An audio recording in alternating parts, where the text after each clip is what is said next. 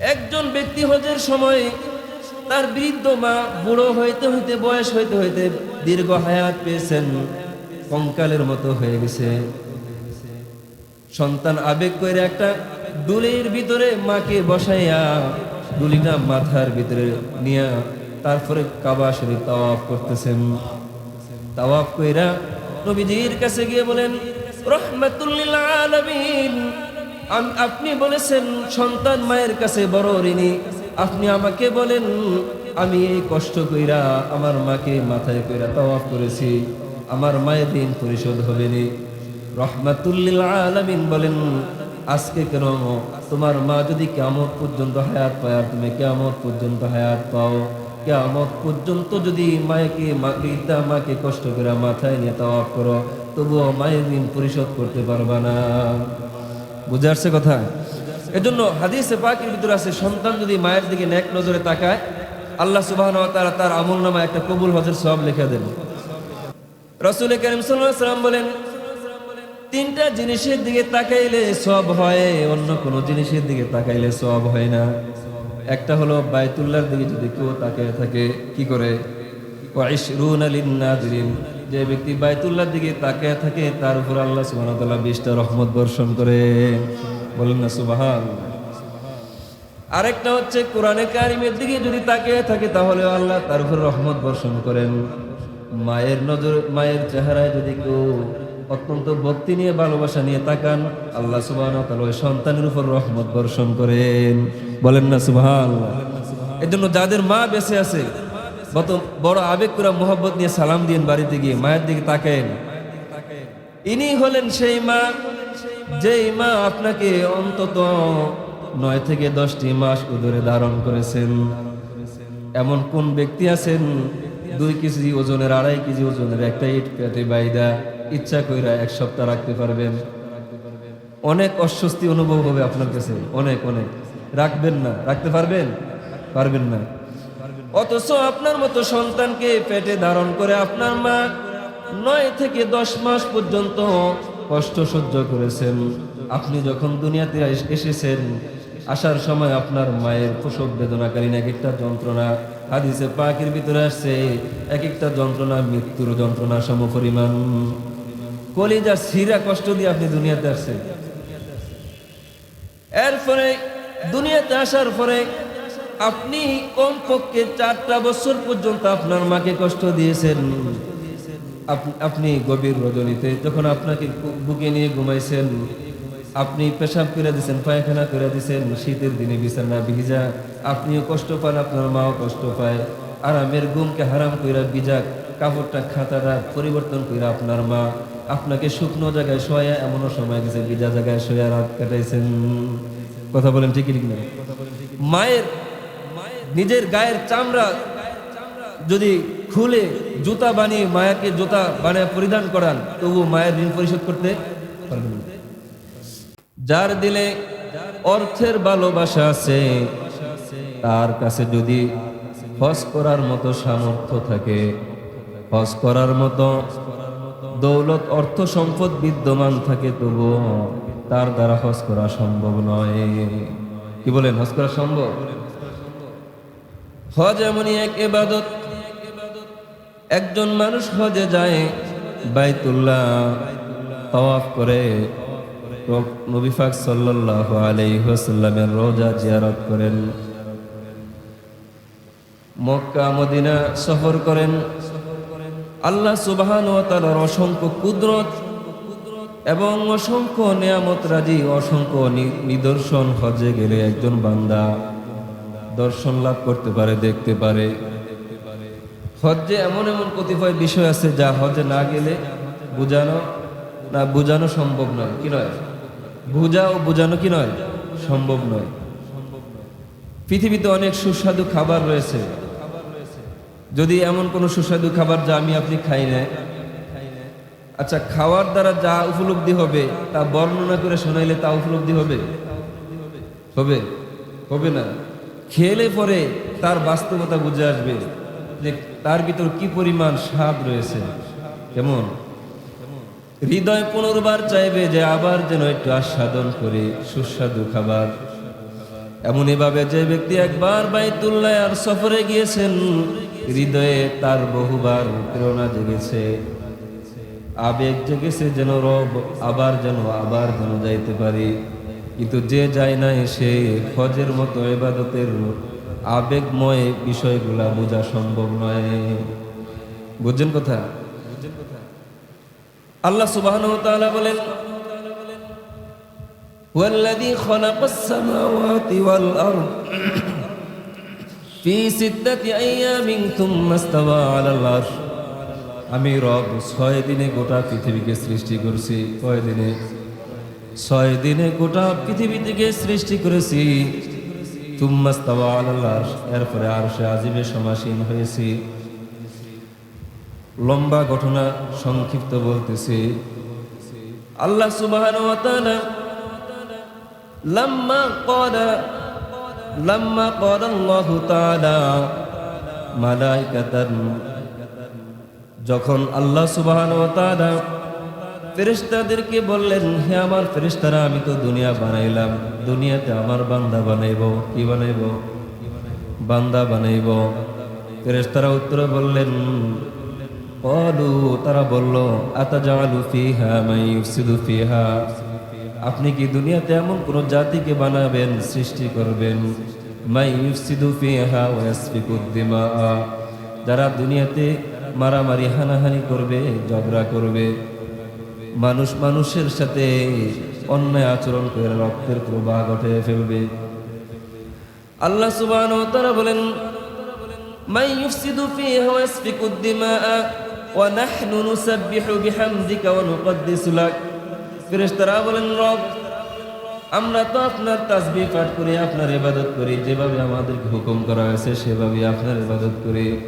তাফসীরে কিতাবে আছে, আল্লাহ সুবহানাহু ওয়া তাআলা একদল ফেরেশতাদেরকে সিজদা করতে বলেছেন, তারা সিজদায় পড়ে আছে, কিয়ামত পর্যন্ত সিজদায় পড়ে থাকবে। একদল ফেরেশতাদেরকে আল্লাহ রুকু অবস্থায় থাকার নির্দেশ দিয়েছে, তারা রুকু অবস্থায় আছে। রাসূল কারীম সাল্লাল্লাহু আলাইহি ওয়াসাল্লাম বলেন, মানুষের স্বভাবজাত দৃষ্টিকোণ থেকে আল্লাহ 3টা স্তর দান করেছেন, 3টা স্তরে সীমাবদ্ধ করেছেন। ফেরেশতা, নবী, পয়গম্বর এবং মানুষ, এদের ভিতরে 3টা স্তরে বিন্যাস করেছে স্বভাবজাত দৃষ্টিকোণ থেকে। আল্লাহ সুবহানাহু ওয়া তাআলা ফেরেশতা সৃষ্টি করেছেন, ফেরেশতাদের ভিতরে আবেগ বলতে কিছু দেন নাই, শুধুমাত্র বিবেক দান করেছেন। শুধুমাত্র কি দান করেছেন? বিবেক দান করেছেন। গুনাহ করার মতো কোনো রোগ বোধ বা পরিবেশ তাদেরকে সৃষ্টি করে দেন নাই। কি করেন নাই? যাকে যে আদেশ করেছেন সে আদেশটাই পালন করে।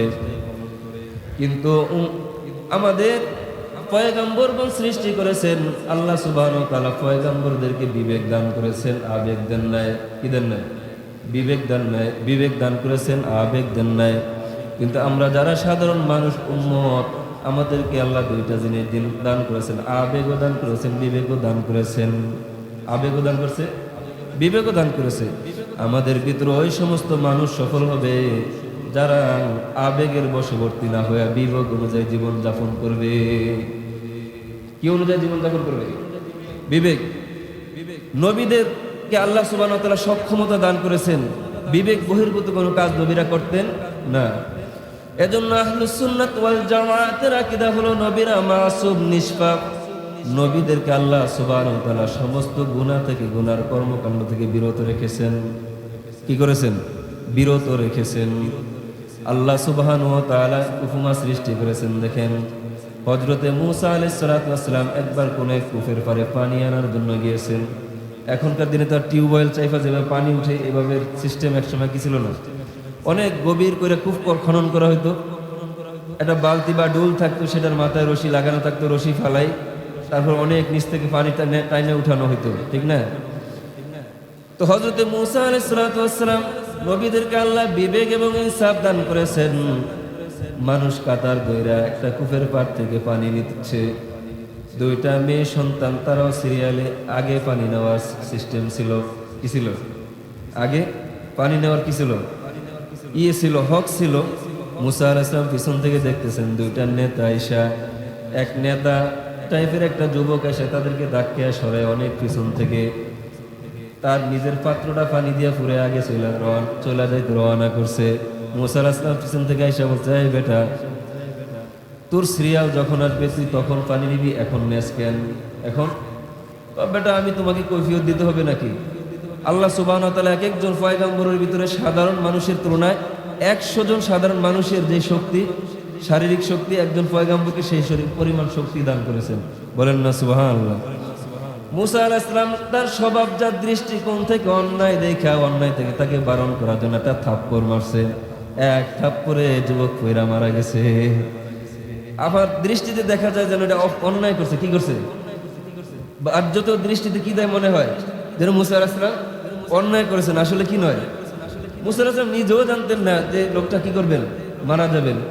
তো পরিস্থিতির শিকার মুসা আলাইহিস সালামের ব্যাপারে রাজ্যের শাসকের কাছে কি গেছে, অভিযোগ গেছে।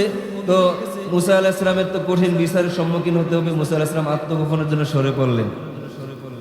তো পয়গম্বরদের ভিতরে কি ছিল না, আবেগ ছিল না, তাদের মাঝে বিবেক ছিল। এজন্য মুসা আলাইহিস সালাম বিবেককে প্রাধান্য দিতে গিয়ে অন্যায় কি করেছেন, প্রতিবাদ করেছেন, ধৈর্য ধারণ করতে পারেন না। এজন্য কোন নবীরা কোনো অন্যায় করেন না, অন্যায়কে কি করতেন না, বরদাস্ত করতেন না। তো যে কথা বলছিলাম, আল্লাহ সুবহানাহু ওয়া তাআলার কাছে যখন ফেরেশতারা বলল, এ রব্বুল আলামিন, আপনি কি পৃথিবীতে মানুষ সৃষ্টি করবেন, মানুষ সৃষ্টি করবেন যারা দুনিয়াতে হানাহানি কাটাকাটি করবে, রক্তের প্রবাহ ঘটায় ফেলবে? আল্লাহ সুবহানাহু ওয়া তাআলা বললেন, ইন্নী আ'লামু মা লা তা'লামুন, আমি যা জানি তোমরা তা জানো না। আমি যা জানি তোমরা তা জানো না।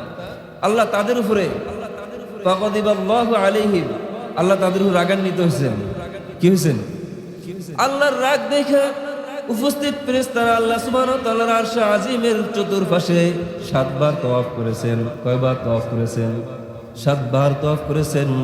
ফেরেশতাদের তওয়াফ করতে দেখা, অনুনয় বিনয় দেখা, ক্ষমা প্রার্থনা করতে দেখা আল্লাহ পাক সুবহানাহু ওয়া তাআলার দয়া হয়ে গেছে।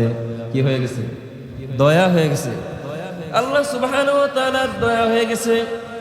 এবার আল্লাহ সুবহানাহু ওয়া তাআলা বললেন, হে আমার ফেরেশতারা, আমি তোমাদের উপর থেকে আমার রাগকে উঠিয়ে নিলাম, আমি তোমাদের উপর রাজি খুশি হয়ে গেলাম, তোমাদের অন্যায়কে মাফ করে দিলাম।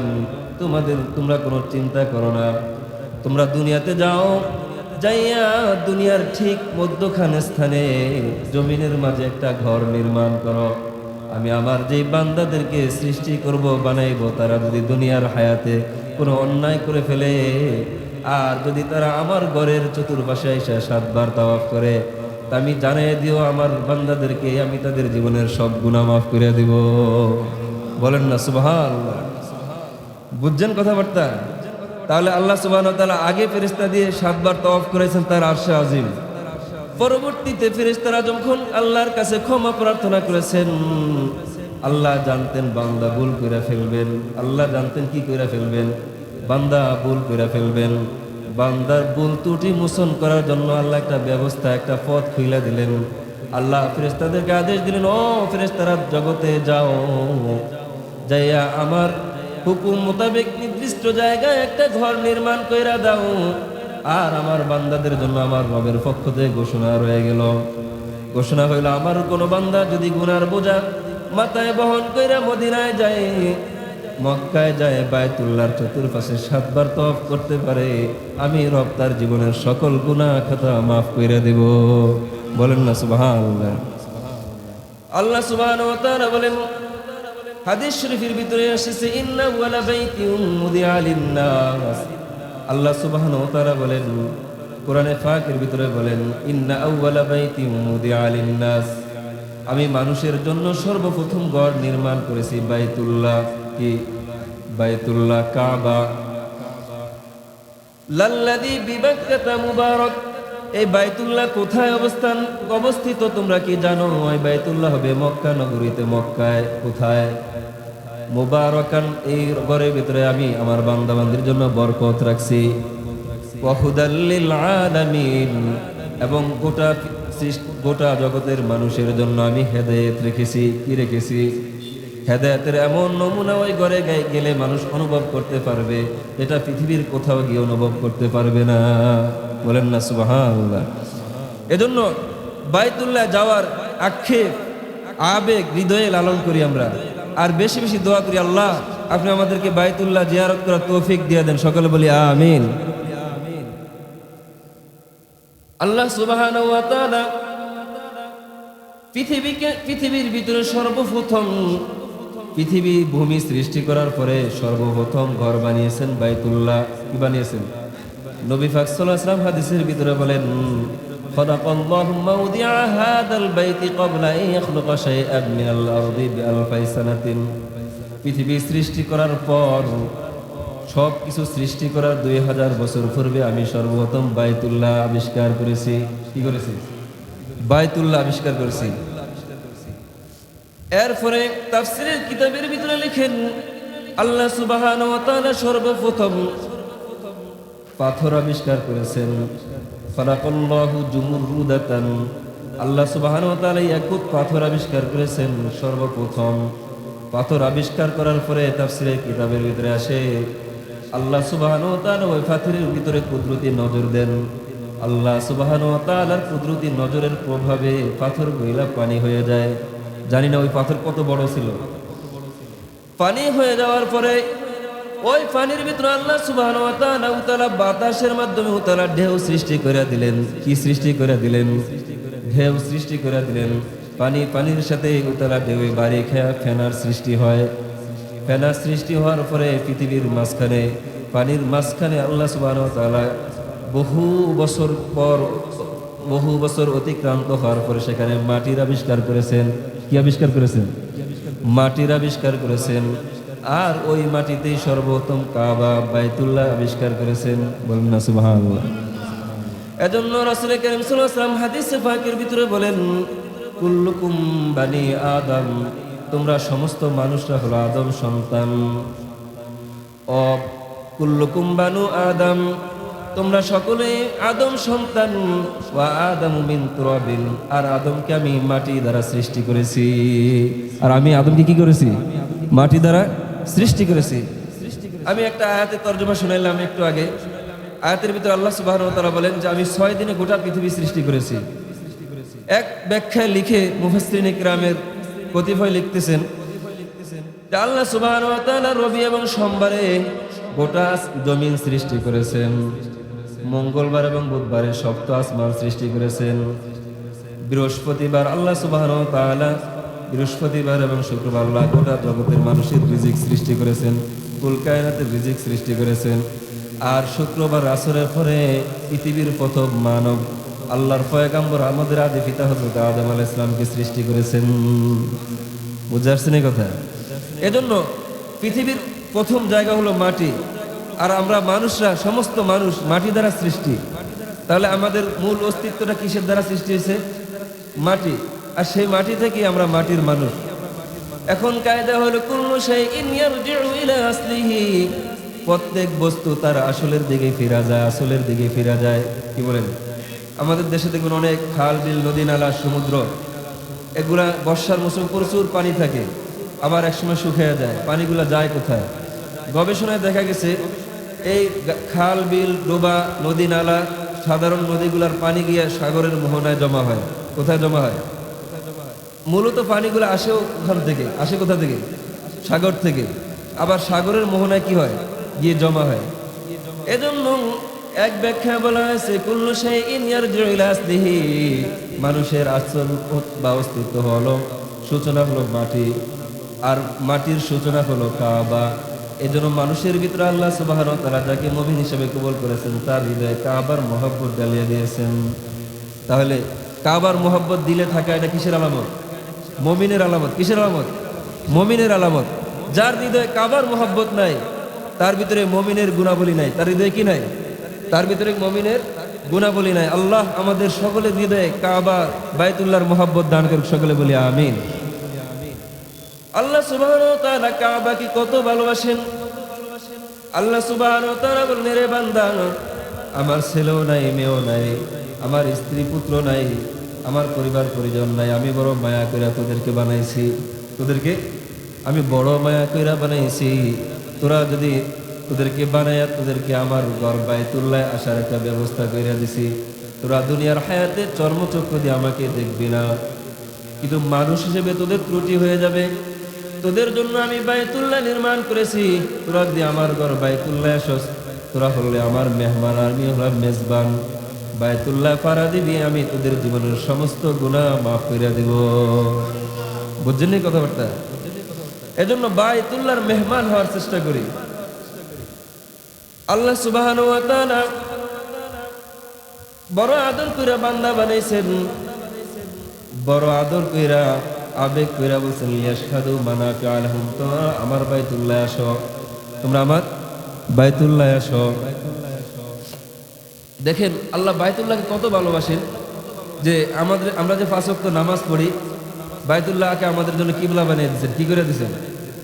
আমরা সারা জনম প্রাপ্তবয়স্ক হওয়ার পর থেকে নিয়ে মৃত্যু পর্যন্ত আমাদের 5 ওয়াক্ত নামাজ ফরজ না? এই 5 ওয়াক্ত নামাজ যে বাইতুল্লাহর দিকে ফিরা মুখ ফিরা পড়ি, কিন্তু আমাদের অনেকের ভিতরে একটু আবেগও জাগে না যে বাইতুল্লাহর অভিমুখী হয়ে নামাজ পড়ি, সেই বাইতুল্লাহটা কি ও কেমন একটু দেখে আসি। কি বলেন? এরকম মানুষ আছে না নাই যে একটু আবেগ জাগে না? জাগেনি? যারা ইমানদার, ইমানদারের গুণাবলী হলো আবেগ জাগে, কিন্তু এমনও মানুষ আছে আবেগ জাগে না। আল্লাহ তাআলা আমাদেরকে সেরকম আবেগ ভালোবাসা দান করুন। তো দেখেন, আমরা যখন মৃত্যুবরণ করব, সেই মৃত্যুবরণ করার পরে যখন কবরে সমাহিত করা হবে, তখনও আমাদের চেহারাটা ঘুরিয়ে দেওয়া হবে কোন দিকে? কেবলার দিকে। কেবলা মানে বাইতুল্লাহর দিকে। কোন দিকে? বাইতুল্লাহর দিকে। মাসআলার ভিতরে নামাজের বাহিরে এবং ভিতরে 13টা মাসআলা আছে। কয়টা? নামাজের বাহিরে 7 ফরজ, নামাজের ভিতরে 6 ফরজ। কেমন? একটু মনোযোগ দিয়ে শোনেন, তার একটা মাসআলার ইলম হাসিল হবে। নামাজের বাহিরে 7 ফরজ, শরীর পাক হতে হবে, কাপড় পাক হতে হবে, নামাজের জায়গা পাক হতে হবে, সতর ডাকতে হবে, কেবলামুখী হতে হবে। তাহলে কেবলামুখী হওয়া 1 ফরজ। মাসআলা হলো কেউ যদি ইচ্ছাকৃতভাবে কেবলা অভিমুখী না হয়, তার নামাজ হবে না। তার কি হবে না? এমন জায়গায় গেছে সে কেবলা কোন দিকে বুঝতে পারতেছে না, তাহলে তাহাকে ফিকির করতে হবে যে কেবলা কোন দিকে হইতে পারে, চিন্তা করতে হবে। অতঃপর যেদিকে তার গালেবি গুমান হয়, প্রবল ধারণা হয় যে কেবলা মনে হয় এদিকে, ওই দিকে ফিরে নামাজ পড়বে, তখন আল্লাহ তার নামাজকে কি করবেন? কবুল করবেন। কেবলামুখী হওয়া, উক্ত মতো নামাজ পড়া, নামাজের নিয়ত করা। মোট কয় ফরজ? 7 ফরজ। তাহলে যে উক্তের নামাজ পড়বেন, নামাজের আগে নামাজের কি করতে হবে? নিয়ত করতে হবে। এটা হলো নামাজের বাহিরে 7 ফরজ। কয় ফরজ? 7 ফরজ। এবার আসেন নামাজের ভিতরে 6 ফরজ। তাকবীরে তাহরিমা বলা, দাঁড়ায় নামাজ পড়া। অনেকে আছে 1 কিলোমিটার পায়ে হাইটা মসজিদে আসে, আর এমন মহান একটা ইবাদত, সেই ইবাদতটা পালন করার সময় বৈশা বৈশা নামাজ পড়ে। আপনি আপনার হৃদয়কে জিজ্ঞাসা করেন যে আপনি 1 কিলোমিটার অথবা বহু পথ পায়ে হেঁটে আসতে পারছেন, সেখানে সমস্যা হয় নাই। কেমন? বহু জায়গায় উঠা বসা করেছেন, সেখানে সমস্যা হয় নাই। এখানে 4 রাকাত 2 রাকাত ফরজ নামাজ পড়লে আপনার তেমন কি ক্ষতি হবে? যদি দেখেন তেমন কোনো ক্ষতি হবে না, তাহলে ফরজ দাঁড়ায় নামাজ পড়া 1 ফরজ। তাহলে কি করবেন? দাঁড়ায় নামাজ পড়বেন এবং রুকু করার সেজদা দিয়ে নামাজ পড়ার চেষ্টা করবেন। যদি অপারগ হয়, ইসলাম এত কঠিন নয়, তারপরে বৈশা নামাজ পড়বে। কিন্তু আপনার দিল যদি সাক্ষী না দেয়, আপনি বৈশা নামাজ পড়েন না। কেন? দাঁড়ায় নামাজ পড়া 1 ফরজ, ফরজ যদি তরক হয় নামাজ হবে না। বুঝে আসছেন এই কথা? তাহলে তাকবীরে তাহরিমা বলা, দাঁড়ায় নামাজ পড়া, কেরাত পড়া, রুকু করা, 2 সেজদা করা, আখিরি বৈঠক। কেমন? এই ভিতরে 6 ফরজ, এটা মুখস্থ করে রাখবেন। আল্লাহ সুবহানাহু ওয়া তাআলা আমাদেরকে আমল করার তৌফিক দান করুন।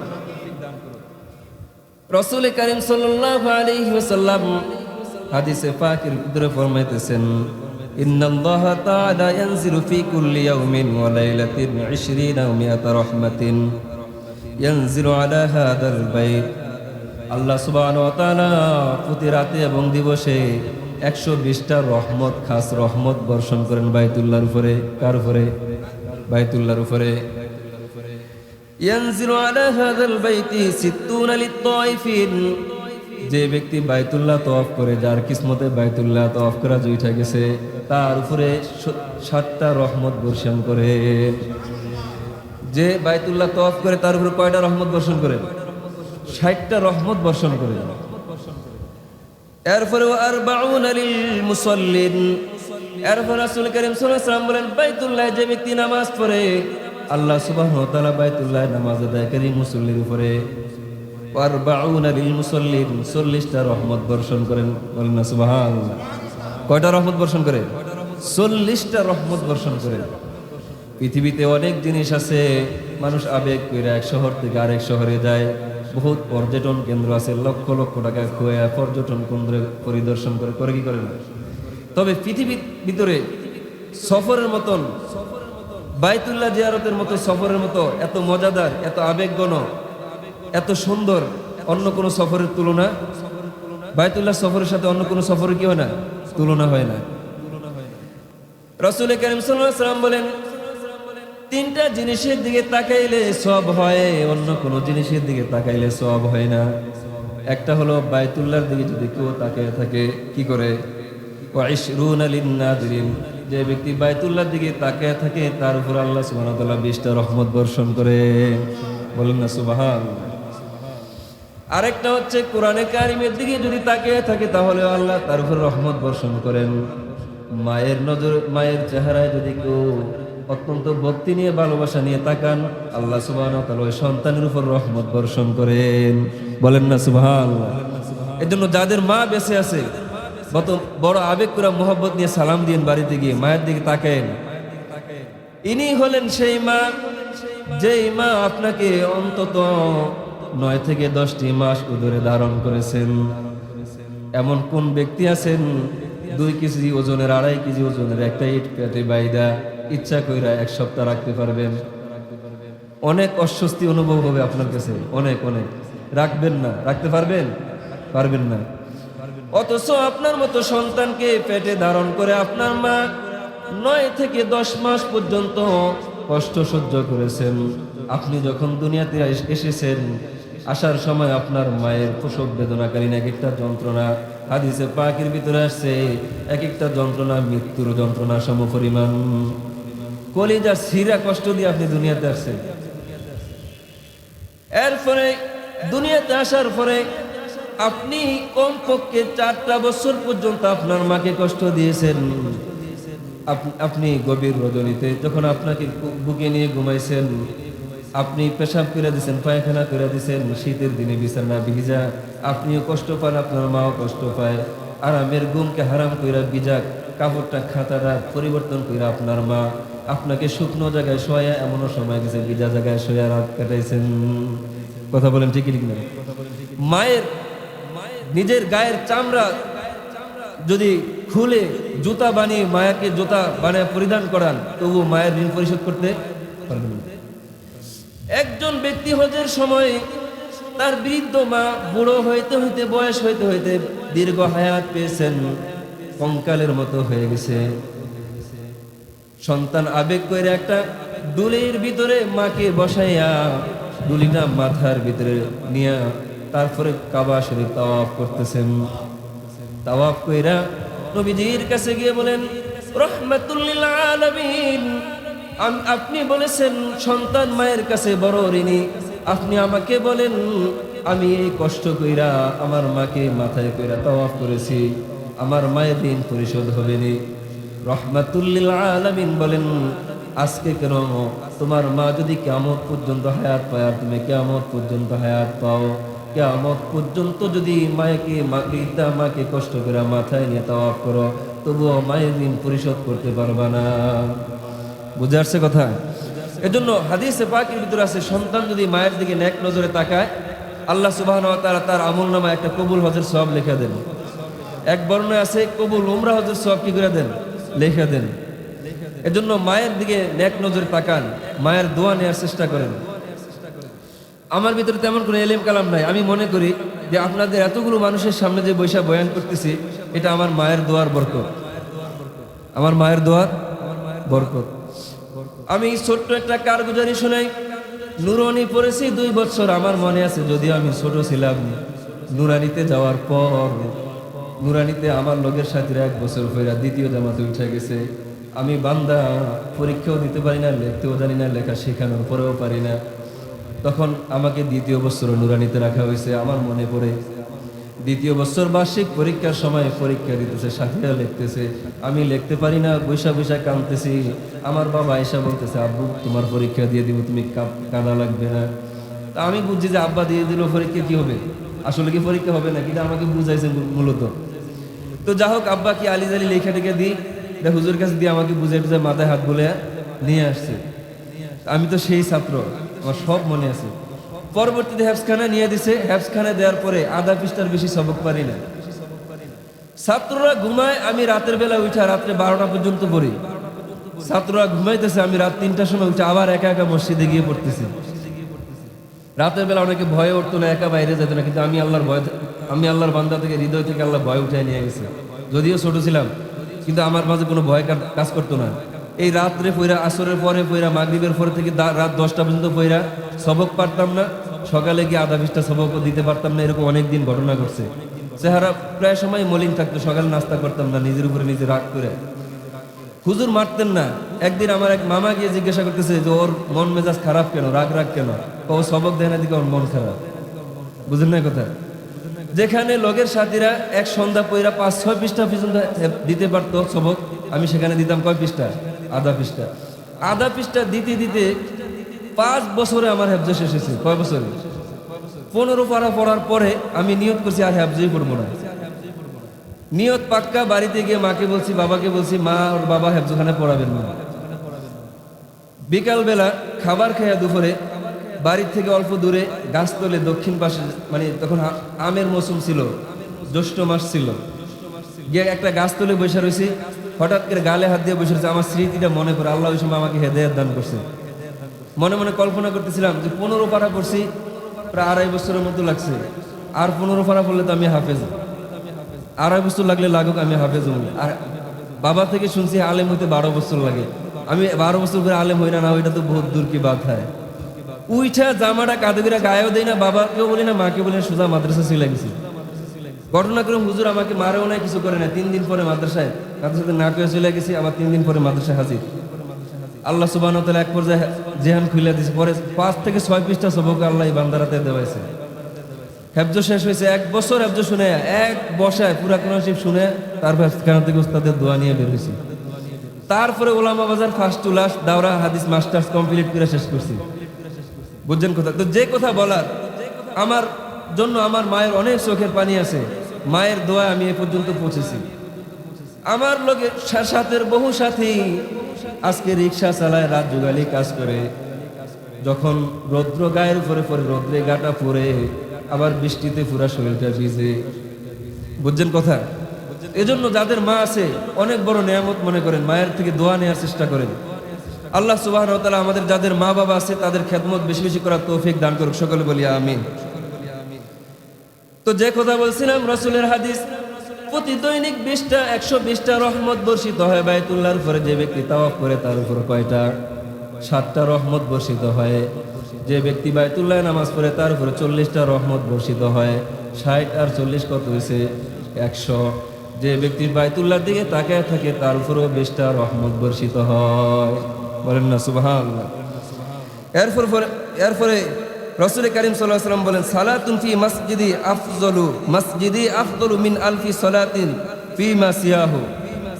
যে ব্যক্তি আমার মসজিদ মদিনার মসজিদে 1 রাকাত নামাজ পড়ে, তাকে আল্লাহ সুবহানাহু ওয়া তাআলা 1000 রাকাতের সওয়াব দান করেন। কয় হাজার রাকাতের? 1000 রাকাতের। এক বর্ণনা আছে 1 রাকাতে 50,000 রাকাতের সওয়াব আল্লাহ তাআলা আমলনামায় লিখে দেন। বলেন, মক্কা মদিনা যাওয়া ছাড়া এই ফজিলত লাভ করা সম্ভব না। এরপরে রাসূল কারীম সাল্লাল্লাহু আলাইহি ওয়াসাল্লাম বলেন, ওয়াসালাতুন ফিল মাসজিদিল হারামি আফজালু মিয়াতি আলফি সালাতিন ফি মা সিয়াহু। যে ব্যক্তি বাইতুল্লাহ 1 রাকাত নামাজ পড়ে, আল্লাহ সুবহানাহু ওয়া তাআলা তাকে 1 লক্ষ রাকাত নামাজের সওয়াব দিয়ে দেন। কয়েকটা নামাজের, কয় রাকাত নামাজের? প্রতি রাকাতে 1 লক্ষ রাকাত নামাজের সওয়াব দিয়ে দেন। কত বছর লেগে যাবে আপনার 1 লক্ষ রাকাত নামাজ পড়তে? বুঝছেন নি কথাবার্তা?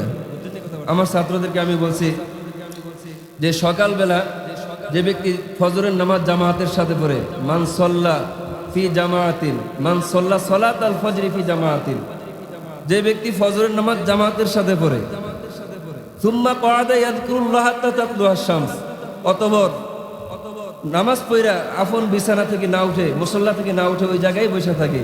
কতক্ষণ বসে থাকে? সূর্য উদয় পর্যন্ত। সূর্য উদয় পর্যন্ত কি 1 ঘন্টা সময় নাকি কি 10 থেকে 15 মিনিট, বেশি থেকে বেশি, এরকম না? সূর্য উদয় পর্যন্ত বৈশা থাকে জিকির আজকার করে, জিকির আজকার করে, কিছু সময় জিকির করে, হাত্তা ইয়াযকুরুল্লাহ তাতলুআ শামসু। সূর্য উদয় পর্যন্ত নামাজের মুসল্লায় বৈশা বৈশা জিকির করে, তুম্মা সাল্লা রাকাতাইনি, অতঃপর 2 রাকাত নামাজ পড়ে। সূর্য উদয় হওয়ার পর কয় রাকাত? রাসূল কারীম সাল্লাল্লাহু আলাইহি ওয়াসাল্লাম বলেন, কাহাজ্জাতিন ওয়া উমরাতিন তাম্মাতিন তাম্মাতিন তাম্মাতিন। আল্লাহ সুবহানাহু ওয়া তাআলা তারে একটা কবুল হজের, একটা কবুল উমরার সওয়াব তার আমলনামায় লিখে দিবেন। রাসূল 3 বার বলেছেন তাম্মাতিন তাম্মাতিন তাম্মাতিন। তো এবার ছাত্রদেরকে বললাম, এই ছাত্র ভাইয়েরা, প্রতিদিন যদি 2 রাকাত কইরা নামাজ পড়ো, বছরে 365 দিন, 365 দিনে 1 বছর, কয় বছর? 365 দিনে 1 বছর, 365 দিনেই হলো 1 বছর। 365 দিন যদি তুমি 2 রাকাত কইরা নামাজ পড়ো, তাহলে 2 দিয়া 365 দিনে গুণ দিলে কত হয়? 700, কত রাকাত? 730 রাকাত। কয় রাকাত? একটা সেজদার মর্যাদা কত তোমরা কি জানো? একটা সেজদার মর্যাদা সম্পর্কে রাসূল কারীম সাল্লাল্লাহু আলাইহি ওয়াসাল্লাম বলেন, লাসাজদাতুন ওয়াহিদাতুন খায়রুম মিনাদ দুনিয়া ওয়া মা ফিহা। একটা সেজদার মর্যাদা হইল এই দুনিয়া এবং দুনিয়ার মাঝে যা কিছু আছে সব কিছু থেকে বেশি। বলেন না সুবহানাল্লাহ। একটা সেজদার মর্যাদা দুনিয়া এবং দুনিয়ার মাঝে যা কিছু আছে সব কিছু থেকে বেশি। এবার বলেন, যে বান্দা প্রতিদিন 2 রাকাত করে নামাজ পড়ে, বছরে তার জন্য 730 রাকাত নামাজ বেশি হয়ে যায় যে পড়ে না তার থেকে। তাহলে একটা সেজদার মর্যাদা যদি হয় দুনিয়া এবং দুনিয়ার ভিতরে যা কিছু আছে তার থেকে বেশি, তাহলে সারা বছর যে ব্যক্তি আপন নামাজের মুসল্লায় বসে জিকির করলো, সূর্য উদয় হওয়ার পরে মাত্র 2 রাকাত নামাজ পড়লো, একটা কবুল হজ কবুল উমরার সওয়াব সে লাভ করলো। সারা বছর হিসাব করে দেখা গেল 730 রাকাত নামাজ পড়লো। যে পড়ে নাই আর যে পড়েছে, এই 2 ব্যক্তির ভিতরে কি পরিমাণ পার্থক্য হয়ে গেল, চিন্তা করে দেখছেন? এজন্য আল্লাহর কাছে যদি মর্যাদা বাড়াইতে চান, পরিশ্রমে কম, সংক্ষিপ্ত ইবাদত, প্রতিদিন আজ থেকে নিয়ত করেন 2 রাকাত ইশরাকের নামাজ পড়বেন। পারবেন তো ইনশাআল্লাহ? আমরা তো মসজিদে আসি হুড়মুড় করে কেমনে বের হয়ে চলে যাবে এই ধান্দায় থাকি। আরে ভাই, পরকালের জন্য কিছু সামান জোগাড় করেন না। পরকালের জন্য কিছু সামান কি করেন? জোগাড় করেন। আল্লাহ সুবহানাহু ওয়া তাআলা আমাদেরকে আমাল করার তৌফিক দান করেন, সকলে বলি আমিন। মানুষ মদিনায় বাইতুল্লাহ কেন যাবে? রবের ভালোবাসায় যাবে। কি জন্য যাবে? রবের ভালোবাসায় যাবে। 2 নম্বর হলো নবীর ভালোবাসায় যাবে।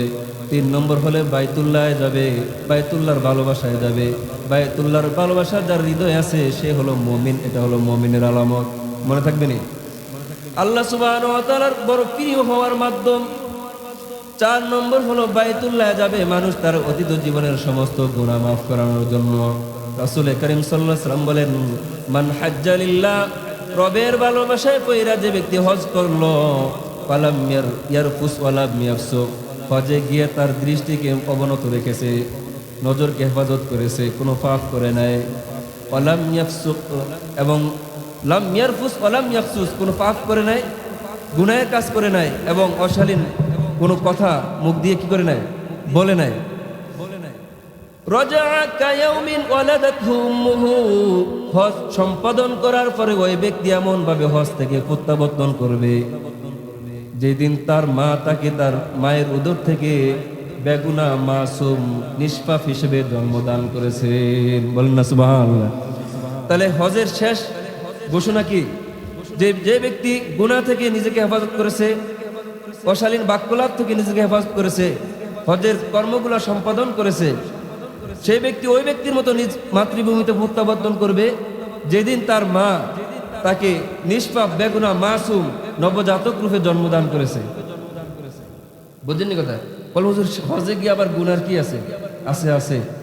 পৃথিবীর বহু দেশে পর্দা করা নিষিদ্ধ, এরকম বহু অঞ্চলও আছে না? ভারত সহ, ভারতের গুজরাট সহ, চীনের একটা প্রদেশ, আমার নাম মনে নাই, পৃথিবীর বহু দেশ থেকে অনেক পরিবেশে মুমিন নারীরা বেপরদা বা সাধারণ পোশাকে খোলামেলায় বড় হয়েছে, আবেগ নিয়ে হজে আসে। বুঝেন না কথা? দেখা গেছে কোন রকম এহরাম বাঁধছে, মুখ খোলা। বাঙালি এশিয়া মহাদেশের নারীরা বেশি পর্দা করে, আল্লাহ তাদেরকে পর্দা করার তৌফিক দান করেছেন। কিন্তু পৃথিবীর বহু দেশের প্রদেশের এলাকার মানুষ আছে, নারী আছে, ওইভাবে পর্দা করে না বা বোঝেও না, ওই পরিবেশেও তারা বড় হয় নাই। আপনি হজে গিয়ে হজের মতো মহান ইবাদত করতেছেন, হাঁটতেছেন, আর রূপসী নারী একটা দেখছেন আর তাকাইতেছেন, সওয়াব হইব না গুনাহ হইব? আল্লাহ হারাম করে দিয়েছে। কি করে দিয়েছে? না মাহরাম, গায়রে মাহরাম নারীর দিকে পুরুষ, আর গায়রে মাহরাম পুরুষের দিকে নারীর জন্য তাকানো কি হারাম। তো আল্লাহ সুবহানাহু ওয়া তাআলা, রাসূল কারীম সাল্লাল্লাহু আলাইহি ওয়াসাল্লাম বলেন, লাম ইয়ারফুস ওয়া লাম ইয়াফসুক, যদি হজ্জে গিয়ে এই জাতীয় কোনো গুনাহ থেকে নিজেকে সে বারণ করে রাখে, তাহলে সে হজ থেকে নিজ মাতৃভূমিতে এভাবে প্রত্যাবর্তন করবে যেভাবে সে কি করলো, মানে তার মা যেদিন তাকে জন্মগ্রহণ করেছে নিষ্পাপ, ঠিক ওই দিনের মতো সে প্রত্যাবর্তন করবে। যদি হজ করার পরে আবার সে নতুন করে গুনাহ করে, তাহলে সে গুনাহগার হবে। আল্লাহ তাআলা আমাদেরকে হজের মতো এই মহান দৌলত হাসিল করার তৌফিক দান করুক, সকলে বলি আমিন। তৃতীয় নম্বর হলো রাসূলের ভালোবাসা। রাসূল কারীম সাল্লাল্লাহু আলাইহি ওয়াসাল্লামের শাফাআত ছাড়া মক্কায় কেউ, রাসূলের কারীম সাল্লাল্লাহু আলাইহি ওয়াসাল্লামের শাফাআত ছাড়া কেউ জান্নাতে যাইতে পারবেন না। আল্লাহ সুবহানাহু ওয়া তাআলা গোটা সৃষ্টি জগতের পরে, আল্লাহ গোটা জগতের সৃষ্টিকর্তা হিসেবে রবের মর্যাদা সব কিছুর উপরে। রব বলেন, আমার পরে সব থেকে বেশি মর্যাদা হলো আমি আমার হাবিবের। কার? আমার হাবিবের। আমি সব কিছু থেকে বেশি ভালোবাসি আমার হাবিবকে, আর আমার হাবিবকে যে ভালোবাসে আমি তারে ভালোবাসি। ইন্নার রাজুলা মা'a মান আহাব্বা, যে যাকে ভালোবাসে, যার সাথে যার মহব্বত, তার সাথে তার কিয়ামত। রাসূলের ভালোবাসা ছাড়া কেউ আমি রবের ভালোবাসা পাবে না। রাসূলকে যে ভালোবাসবে সে ব্যক্তি রাসূলের শাফাআত লাভ করবে। রাসূল বলেন, লা ইউমিনু আহাদুকুম হাত্তা আকুনা হাব্বা ইলাইহি মিন ওয়ালিদিহি ওয়া ওয়ালাদিহি ওয়ান নাসি আজমাইন। আমি রাসূলের ভালোবাসা তোমার সন্তান সন্ততি, তোমার দ্বন্দ্বলত সব কিছু থেকে বেশি যতক্ষণ পর্যন্ত না হবে, ততক্ষণ পর্যন্ত তুমি মুমিন হইতে পারবে না। এজন্য সব কিছু থেকে বেশি রাসূলের ভালোবাসা লাগবে। রাসূল কারীম সাল্লাল্লাহু আলাইহি ওয়াসাল্লামের সুপারিশ ছাড়া কেউ জান্নাতে যেতে পারবেন না। রাসূল কারীম সাল্লাল্লাহু আলাইহি ওয়াসাল্লামকে হাউজে কাউসার দ্বারা কাল কিয়ামতের ময়দানে মহিমান্বিত করা হবে। উম্মতকে, পিপাসার্ত উম্মতকে রাসূল কারীম সাল্লাল্লাহু আলাইহি ওয়াসাল্লাম হাউজে কাউসারের পানি পান করে পিপাসা নিবারণ করবেন। জান্নাতে যাওয়ার আগ পর্যন্ত বিচার কার্য ফয়সালা পরিসমাপ্ত হওয়া পর্যন্ত আর কোনো কি করবে না, কোনো পিপাসা তাকে গ্রাস করবে না। তো অনেক কথা ছিল বলার, আল্লাহ সুবহানাহু ওয়া তাআলা যে কথাগুলো বললাম আমাদেরকে আমল করার তৌফিক দান করুক। রবের ভালোবাসা, রাসূলের ভালোবাসা, বাইতুল্লাহর ভালোবাসা আমাদের প্রত্যেকের হৃদয়ে আল্লাহ সুবহানাহু ওয়া তাআলা প্রথিত করে দেখ, এবং যারা মক্কা এবং মদিনায় হজের উদ্দেশ্যে গেছে তাদের হজকে কবুল আর মঞ্জুর করুক। আর আমরা যারা যাইতে পারি না আমাদের সকলকে আল্লাহ তৌফিক দান করুক, সকলে বলি আমিন। যারা পরে আসছি 4 রাকাত কাবলাল জুমা আদায় করে